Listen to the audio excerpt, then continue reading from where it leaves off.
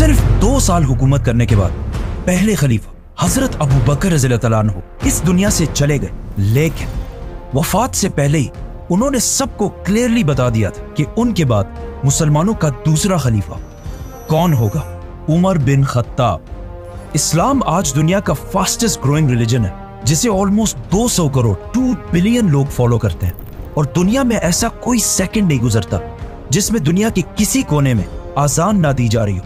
इस सब में हजरत उमर रज़ियल्लाहु ताला अन्हु ने बहुत बड़ा रोल प्ले किया, जिन्होंने सिर्फ कुछ ही सालों में मुसलमानों की इतनी बड़ी एम्पायर बनाई जो उनसे पहले दुनिया में किसी के पास भी नहीं थी। अलेक्जेंडर द ग्रेट और इवन मिस्र के फिरौन के पास भी नहीं।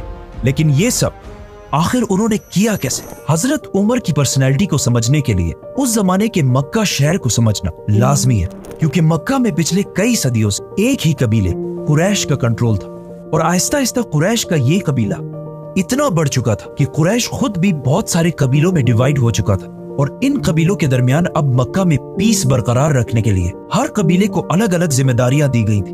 कुरैश के 3 सबसे ताकतवर कबीले थे, जिसमें रसूलुल्लाह सल्लल्लाहु अलैहि वसल्लम के कबीले बनु हाशिम के पास कुरैश की रिलीजियस पावर थी, क्योंकि मक्का काबा की वजह से अरब के रिलीजन का सेंटर था, और बनु हाशिम के लीडर्स थे अब्दुल मुत्तलिब और उनके बाद अबू तालिब। कुरैश का दूसरा ताकतवर कबीला था बनु उमैया। ये कबीला कुरैश में सिर्फ और सिर्फ एक चीज की वजह से मशहूर था, पैसा। इसीलिए मक्का की सारी इकोनॉमी यही फैमिली बनु उमैया कंट्रोल करती थी, और इस कबीले का लीडर था अबू सुफियान। एंड लास्टली कुरैश का तीसरा पावरफुल कबीला बनु मखजूम था, जो मक्का में वॉरियर्स की फैमिली थी। इसीलिए मक्का में हर वॉर जंग की प्लानिंग यही फैमिली किया करती थी, और सबसे ज्यादा हथियार भी इसी फैमिली के पास होते थे। और बनु मखजूम का लीडर सबसे पावरफुल लीडर्स में से होता था, जिनमें से एक को अबू जहल के नाम से जाना जाता है। लेकिन हजरत उमर रज़ियल्लाहु ताला अन्हु का ताल्लुक इन तीनों कबीलों में से एक के साथ भी नहीं था। उनका ताल्लुक कुरैश के एक दूसरे कबीले बनु अदी से था, जो कुरैश के एम्बेसडर्स का कबीला था। मतलब कुरैश का तर्जुमान, स्पोक्स पर्सन ज्यादातर इसी कबीले से होता था, और जब भी कुरैश के आपस में कभी लड़ाइयाँ होती थी, उन लड़ाइयों को भी यही कबीला हल किया करता था। और इनका लीडर था खत्ताब, हजरत उमर रज़ियल्लाहु ताला अन्हु के वालिद। इसीलिए हजरत उमर की पर्सनैलिटी की ये साइड कि वो किसी भी बड़े मसले को बहुत ही आसानी से बातचीत और डिबेट के साथ हल कर लिया करते थे। उन्हें अपने वालिद के कबीले बनु अदी से मिली। लेकिन हजरत उमर रज़ियल्लाहु ताला अन्हु की पर्सनैलिटी का एक दूसरा एंगल भी था, जो हम सब बार बार सुनते रहते हैं कि वो बहुत ही गुस्से वाले इंसान थे, और बात बात पर दूसरे का सर काटने के लिए तैयार हो जाते थे। हजरत उमर की पर्सनैलिटी का ये ट्रेट उन्हें अपनी वालदा हंतमा बिनते हिशाम से मिला था, जिनका ताल्लुक बनु अदी से नहीं बल्कि बनु मखजूम से था, जो कुरैश के वॉर और जंग को संभाल। इस बनु मखजूम के कबीले के माइंडसेट को समझने के लिए यही काफी है कि इस कबीले से हजरत उमर रज़ियल्लाहु ताला अन्हु के कजन का नाम खालिद बिन वलीद था। मतलब हजरत उमर रज़ियल्लाहु ताला अन्हु लोगों को बातचीत से अच्छी तरह समझाना अपने वालिद से सीखा, और जो लोग बातों से ना समझे उन्हें डंडे और तलवार से समझाना उन्होंने अपने वालदा के खानदान से सीखा। रसूलुल्लाह सल्लल्लाहु अलैहि वसल्लम की जिंदगी के बारे में बहुत सारे बुक्स और बहुत सारे लेक्चर्स हैं, लेकिन उन्हें सुनने और पढ़ने में हमेशा एक बहुत बड़ा मसला होता है कि आखिर इन सारे वाकयात में कौन सा वाकया कब पेश आया था। इसीलिए ज्यादातर लोग कंफ्यूजन में पड़ते, स्पेशली बच्चे। इसी मसले को हल करने के लिए House of Books has launched Prophet Muhammad series, जिसमें आप सल्लल्लाहु अलैहि वसल्लम की जिंदगी के बारे में ऑथेंटिक सोर्सेज के साथ सारे वाकयात लिखे हैं। And what I like the most about this कि इस सीरीज में सारे वाकयात को छोटे छोटे बुक्स में डिवाइड किया गया, और हर बुक के ऊपर उसका अपना नंबर है, ताकि कोई भी स्पेशली बच्चे अगर इसे पढ़े तो एक सीक्वेंस के साथ आप सल्लल्लाहु अलैहि वसल्लम की जिंदगी को प्रॉपरली समझ सके। House of books profit series, link in the description. दुनिया के सबसे बड़े बादशाह खलीफा बनने के बाद एक दिन हजरत उमर मक्का के उस इलाके से गुजरे जहां वो बचपन में ऊंट चराया करते थे, और फरमाया कि अल्लाह की क्या शान है कि मेरी जिंदगी में एक वक्त ऐसा था कि मैं यहाँ ऊंट चराया करता था, और सिर्फ थोड़ी सी गलती पर भी मेरा बाप मुझे बहुत मारा करता था, और आज ऐसा दिन है कि मेरे और अल्लाह के दरमियान दुनिया में कोई भी नहीं। मतलब उस वक्त हजरत उमर रज़ियल्लाहु ताला अन्हु दुनिया की सबसे बड़ी एम्पायर के लीडर और दुनिया के सबसे ताकतवर इंसान बन चुके थे। उनसे पावरफुल कोई भी नहीं था सिवाय अल्लाह के। हजरत उमर रज़ियल्लाहु ताला अन्हु मक्का में आप सल्लल्लाहु अलैहि वसल्लम से 12 साल बाद पैदा हुए, और जवानी में बहुत टॉल और मस्कुलर होने की वजह से बहुत जल्द ही मक्का के सबसे ताकतवर रेसलर बन गए। मतलब कहा जाता है कि जब वो किसी ग्रुप में चल रहे होते थे तो ऐसा लगता था कि बाकी सारे जमीन पर चल रहे हैं और वो ऊंट पर बैठे हुए। मतलब आज के जमाने में अगर देखा जाए तो ऑलमोस्ट 6 फुट 6 इंच या 6 फुट 7 इंच की हाइट। फॉर एग्जाम्पल ये है नरेंद्र मोदी, एवरेज हाइट, और इनके पास खड़े ये हैं कतर के अमीर तमीम बिन हमाद। हजरत उमर और बाकी एवरेज लोगों में भी इतना ही हाइट डिफरेंस होता होगा या फिर इससे भी ज्यादा। इस सब के बाद आहिस्ता आहिस्ता हजरत उमर रज़ियल्लाहु तआला अन्हु अपने कबीले बनु अदी की लीडरशिप संभालने लगे और मक्का के बड़े बड़े सरदारों के साथ मीटिंग्स में बैठने लगे और कुछ ही अरसे में कुरैश के सबसे टैलेंटेड एम्बेसडर बन गए। और इसके साथ ही उन्होंने अपना इंपोर्ट एक्सपोर्ट का बिजनेस भी स्टार्ट किया, जिसमें वो मक्का, यमन, सीरिया के बीच हर वक्त ट्रैवल करते रहते थे।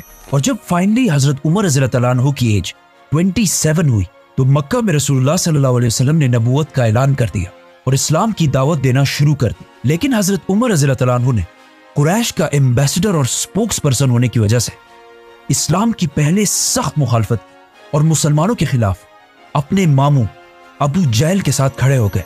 इस्लाम से पहले हजरत उमर रज़ियल्लाहु तआला अन्हु की रेपुटेशन कोई इतनी अच्छी नहीं थी, क्योंकि वो बहुत सारे एंटी इस्लामिक एक्टिविटीज में इन्वॉल्व रहते थे, मतलब शराब और जुआ वगैरह, और इस्लाम से इतनी नफरत करते थे कि अपने एक गुलाम को सिर्फ मुसलमान होने की वजह से एक दिन उन्होंने इतना मारा कि खुद उसे मार मार कर थक गए। लेकिन जैसे जैसे वक्त गुजरता गया आहिस्ता आहिस्ता हजरत उमर रज़ियल्लाहु तआला अन्हु की पोजीशन मुसलमानों के बारे में थोड़ी बदलने लगी। इसीलिए एक दिन जब वो मक्का में गुलाम के पास से गुजरे जिसे उसके मालिक अबू जहल ने मुसलमान होने की वजह से मार मार कर ऑलमोस्ट बेहोश कर दिया था, जब हजरत उमर ने देखा कि किसी और ने उसकी मदद नहीं की तो खुद जाकर उसे हाथ दिया और उसे उठाया, जिस पर उस गुलाम ने हजरत उमर से कहा कि वल्लाह आप उन दोनों में से बेहतर है, जिसकी हजरत उमर रज़ियल्लाहु तआला अन्हु को समझ नहीं आई। इस गुलाम ने उस दुआ की तरफ इशारा किया था जो आप सल्लल्लाहु अलैहि वसल्लम ने अल्लाह से की थी कि या अल्लाह मक्का के इन 2 उमरैन में से एक को इस्लाम की तरफ ला, एक उमर बिन खत्ताब और दूसरा आम्र बिन हिशाम। अबू जहल मक्का के कुरैश को मुसलमानों से दूर करने के लिए अबू जहल और अबू सुफियान बार बार मक्का के बड़ों की मीटिंग्स बुलाकर उन्हें यह समझाने की कोशिश करते थे कि मोहम्मद की वजह से हमारा रिलीजन तो खराब हो ही चुका है, लेकिन उसके साथ साथ हमारी इकोनॉमी और इज्जत भी बहुत खराब हो चुकी है। इन सारे मीटिंग्स में बार बार बैठकर एक दिन हजरत उमर रज़ियल्लाहु तआला अन्हु आखिर बहुत तंग आ गए, तो उन्होंने आखिर एक ऐसा फैसला किया जो इससे पहले करने की किसी में भी हिम्मत नहीं थी, रसूलुल्लाह सल्लल्लाहु अलैहि वसल्लम को कत्ल करने का फैसला, और अपनी तलवार लेकर सीधा दार अरकम की तरफ रवाना हुए जो मक्का में मुसलमानों का हेडक्वार्टर था। लेकिन अल्लाह ने हजरत उमर को इस सबसे बड़े गुनाह के दौरान ही पलट दिया। वो ऐसे कि जब हजरत उमर रज़ियल्लाहु तआला अन्हु दार अरकम की तरफ जा रहे थे तो रास्ते में उन्हें अपना बेस्ट फ्रेंड मिला जो इससे कुछ अरसा पहले सीक्रेटली मुसलमान हो चुका था, लेकिन उसने हजरत उमर रज़ियल्लाहु तआला अन्हु को नहीं बताया। उसने हजरत उमर रज़ियल्लाहु तआला अन्हु को रोका और कहा, उमर कहां जा रहे हो? जब हजरत उमर ने उसे बताया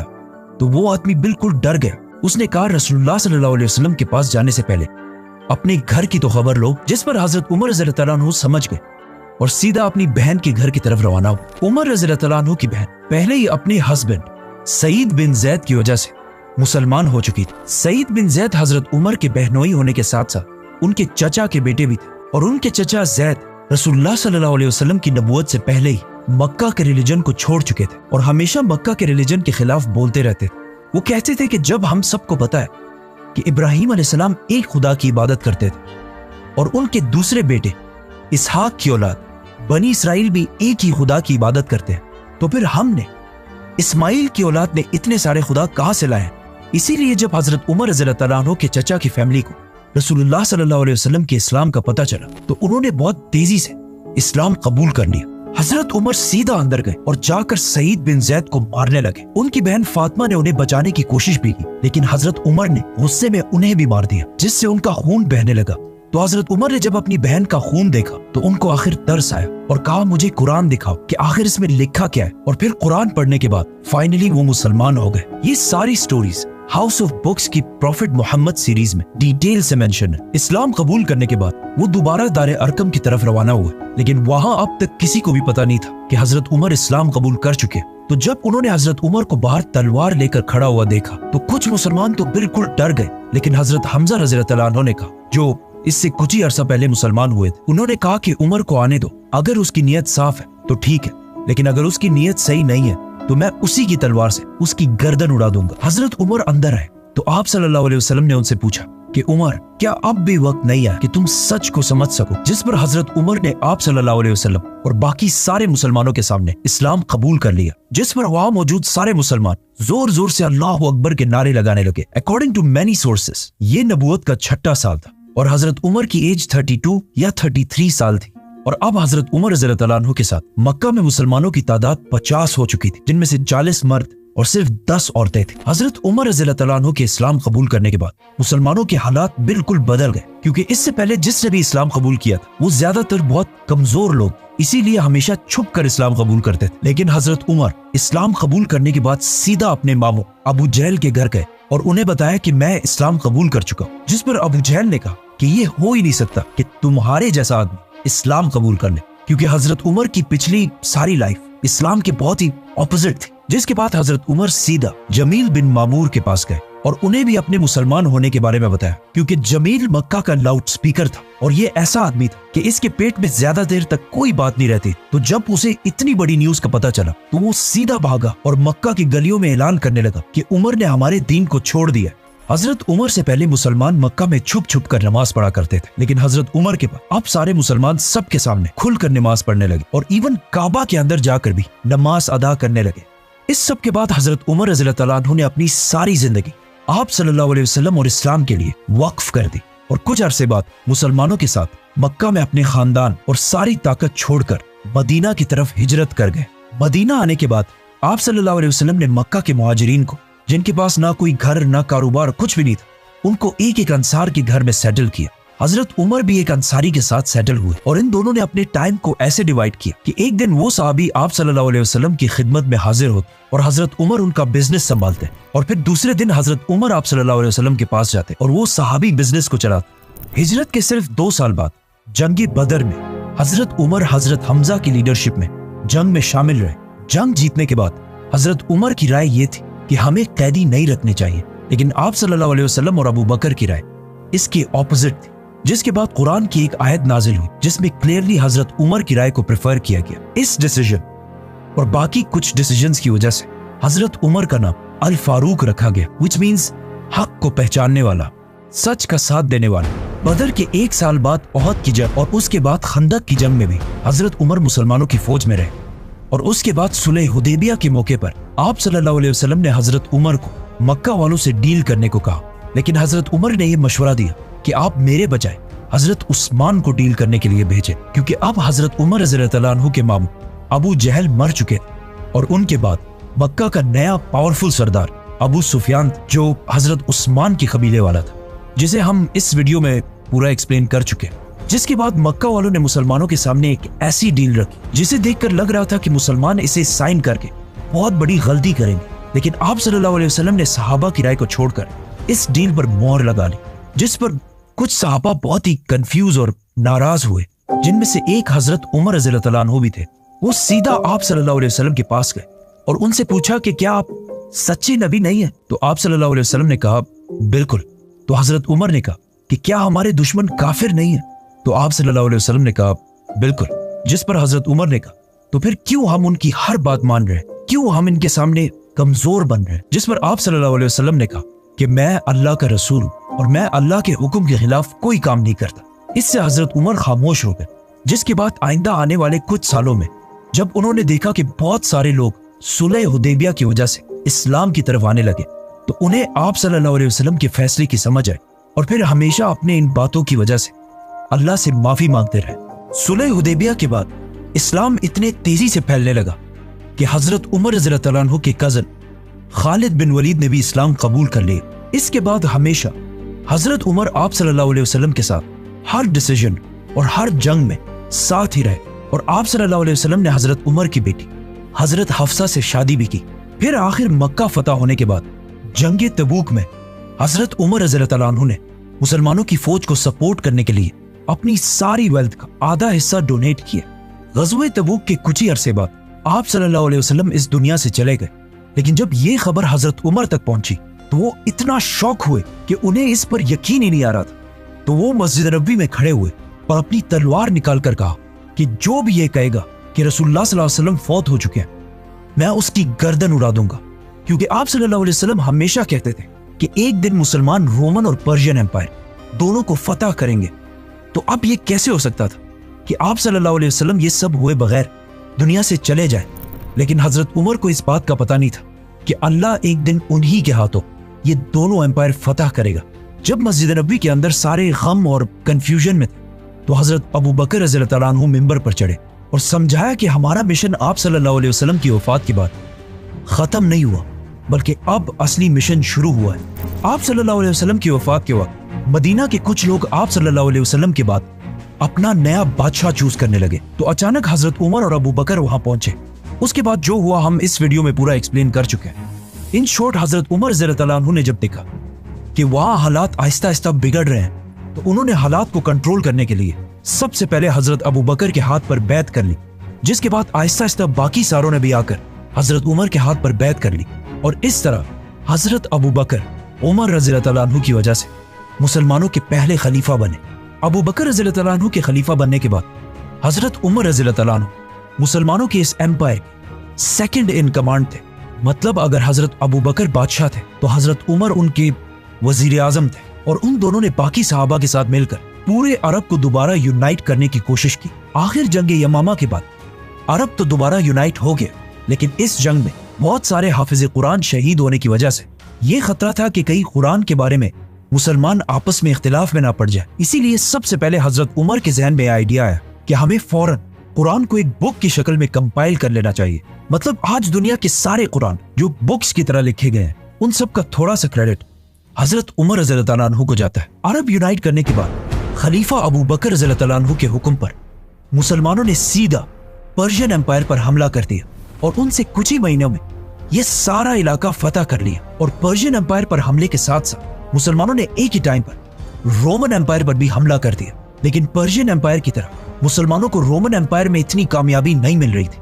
खालिद बिन वलीद रोमन एम्पायर में नहीं बल्कि पर्शियन एम्पायर में थे। इसीलिए हजरत अबू बकर रज़ियल्लाहु तआला अन्हु ने खालिद बिन वलीद की तरफ एक लेटर भेजा कि वो सीधा अपनी आधी फौज लेकर रोमन एम्पायर की तरफ जाएं। जैसे ही खालिद बिन वलीद वहां पहुंचे, वो बहुत तेजी से रोमन एम्पायर के सारे इलाके को फतह करने लगे, और आखिर रोमन एम्पायर की मेन सिटी दमिश्क दमेस्कस को हर तरफ से घेर लिया। नाउ मुसलमानों के इस एम्पायर को चलाने में हजरत अबू बकर और हजरत उमर की राय ज्यादातर हमेशा सेम ही होती थी, सिवाय एक मसले के। और ये मसला आगे जाकर बहुत ही कंट्रोवर्शियल मसला बना, और वो मसला ये था कि खालिद बिन वलीद को कैसे हैंडल किया जाए। क्योंकि खालिद बिन वलीद अब तक सारे फैसले खुद ही किया करते थे, और सब कुछ करने के बाद ही मदीना की तरफ लेटर भेजते थे। लेकिन हजरत उमर को अपने कजन खालिद बिन वलीद की ये आदत बिल्कुल भी अच्छी नहीं लगती थी। इसीलिए जब हजरत उमर खलीफा बने, उन्होंने कुछ ही अरसे बाद मुसलमानों के इस सबसे बड़े जनरल को अपने ओहदे से हटा दिया, जिस पर खालिद बिन वलीद उनसे बहुत नाराज हुए थे। इस कंट्रोवर्शियल मसले को फिर हम नेक्स्ट वीडियो में एक्सप्लेन करेंगे, तो सब्सक्राइब। जैसे ही मुसलमानों की फौज यहाँ तक पहुंची, तो मदीना में मुसलमानों के खलीफा अबू बकर रज़ियल्लाहु तआला अन्हु की तबीयत बिल्कुल खराब हो गई, जिसे देखकर उन्हें पता चल गया कि ये अब उनके दुनिया में आखिरी दिन। इसीलिए उन्होंने सारे बड़े सहाबा को बुलाया और उन्हें कहा कि अब मैं और तुम्हारा खलीफा नहीं रहा, तुम आपस में मशवरा करके जिसे भी चाहो अपना नया खलीफा सेलेक्ट कर दो। जिस पर सहाबा ने थोड़ा सोचा और वापस हजरत अबू बकर से कहा कि ये काम हम आपके हवाले करते हैं, कि आप जिसको भी सही समझे अपने बात उसी को मुसलमानों का खलीफा बना दे। तो हजरत अबू बकर रज़ियल्लाहु तआला अन्हु ने बड़े बड़े सहाबा में से एक एक को बुलाया और उनसे पूछा कि उमर के बारे में तुम्हारी क्या राय है। जिस पर एक सहाबी ने कहा कि यस, हजरत उमर बहुत अच्छे हैं, लेकिन उनकी पर्सनैलिटी बहुत ही सख्त है। तो हजरत अबू बकर ने हजरत उमर को डिफेंड करने के लिए कहा कि उमर सिर्फ इसलिए सख्त बनता है क्योंकि वो मुझे हमेशा सॉफ्ट देखता है, लेकिन जब वो खुद खलीफा बनेगा तो उसकी पर्सनैलिटी बिल्कुल बदल जाएगी। इन सारे सहाबा से पूछने के बाद हजरत अबू बकर रज़ियल्लाहु तआला अन्हु ने सख्त बीमारी में हजरत उस्मान को अपने पास बुलाया और उन्हें कहा कि लिखो कि मैं खलीफा अबू बकर, अपने बाद मुसलमानों का नया खलीफा। ये कहते ही अचानक उनकी तबीयत खराब हो गई और वो बेहोश हो गए। तो हजरत उस्मान रज़ियल्लाहु तआला अन्हु ने इससे आगे खुद ही लिखा कि अपने बाद नया खलीफा उमर को नामजद करता हूं। थोड़ी देर बाद जब उन्हें होश आया तो उन्होंने कहा कि बिल्कुल ठीक किए, और सारे बड़े सहाबा को बुलाकर कहा कि क्या तुम सबको वो कबूल होगा जिसे मैं खलीफा बनाऊंगा। तो वहां सब ने कहा कि यस, जिस पर हजरत अबू बकर रज़ियल्लाहु तआला अन्हु ने कहा कि मैं ना अपने बाद अपने बेटे को खलीफा बनाकर जा रहा हूं और ना अपने खानदान में से किसी फर्द को, बल्कि मैं उसे खलीफा बना रहा हूं जिसे मैं सबसे बेहतर समझता हूं, और वो है Umar bin Khattab. Modern democracies के अलावा अगर दुनिया की सारी हिस्ट्री देखी जाए तो ऐसा बहुत कम ही हुआ है कि किसी बादशाह के मरने के बाद उसका बेटा या उसके खानदान में से कोई बादशाह ना बना।